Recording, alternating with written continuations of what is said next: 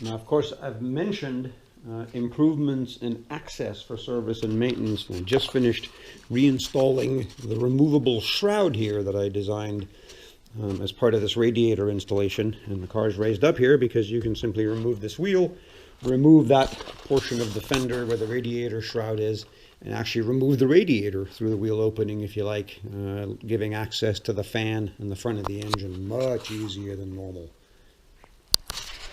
And the underside, nice and tidy. And for such a low car, you can see that there's not much hanging down. Everything's pretty even under here. I went to great lengths to fit this huge exhaust system. And I've done some other videos here describing the frame modifications. You can see my subframe connectors up in here to mount the late subframe very securely into the early car, and I made mention of how I positioned this subframe absolutely as high up as possible in the body to result in a car that sits very low without dragging stuff. There's really nothing hanging down. This is a very flat underside. This thing has some improvements, things that we've learned in the last 40 years that I'm not afraid to implement on this resto mod. Here's the view from the driver's position. Here's a couple of examples of what I'm talking about. I can control the heater right here.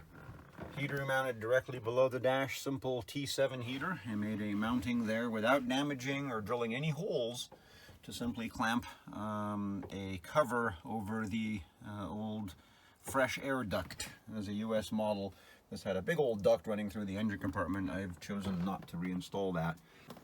The operation of the tilt steering column positions the steering wheel for getting in and out, for comfort of driving. If we go down here,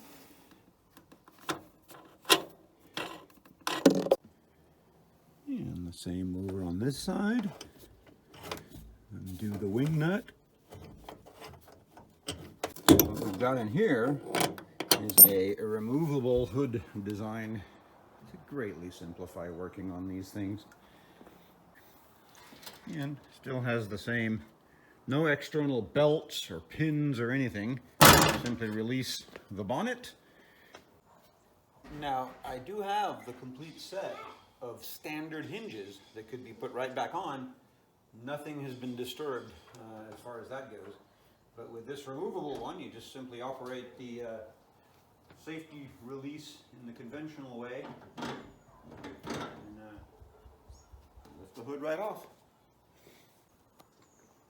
And of course, that gives you unfettered access to the engine for any maintenance required.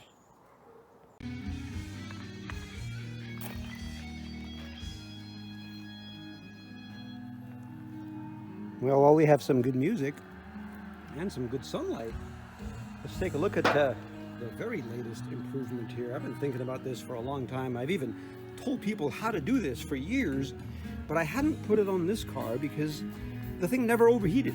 And I've told people what a disaster it is to bypass your heater straight from here back into the water pump, because the water pump is drawing water, but it takes it right out of the hot part of the head. Plug it if you don't want the heater. And that's exactly what I've done here. I did show how we did the removal of the hydraulic brake light switch. Usually it lives down here. You can see that shiny banjo bolt from the later cars. Routed the switch to a conventional pedal mounted switch like just about every car in the world uses. I mentioned we put the radiator back in with the shroud, the removable shroud. We got the fan arranged, the fan belt arranged. Really everything on this car is dialed in. The kind of things that eat up weeks and months and time, already done. This thing's it is a remarkable Mk1 Cooper S. With the bonnet reinstalled, we'll do a quick walk around in the nice morning sunlight. You know, when someone's interested, I'll explain the Band-Aid here and there. You know, I painted this car, gosh, 9 years ago now. I don't use it much. It's sort of a screaming hot rod toy. It's holding up very well, but it's not perfect. It is a car you can take out and drive and not get terribly upset when a little chunk. I mean, you know, the door hinges on these things are notorious. You can't tighten these enough to hold them in place, and when you do, you're going to kind of smudge and poke the paint there. Let's take a quick look here at the back.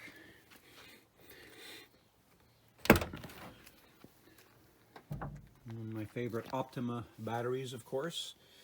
They just don't leak. Nothing gets out and does any damage. Years and years and years I've shown cold starts on this thing after a winter of storage. Starts it right up. The Cooper S twin tank arrangement. There are some semi-secret ways to confirm that a car is a Cooper S.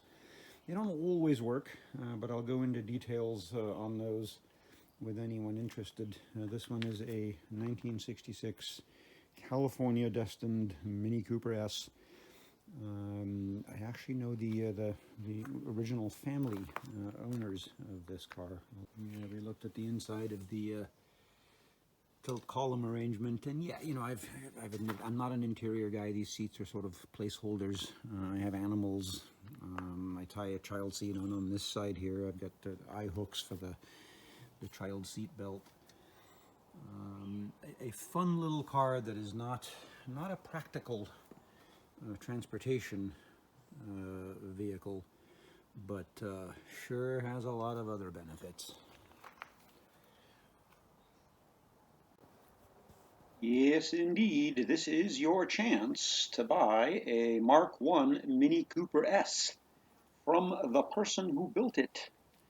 This car will come with ongoing tech support from me.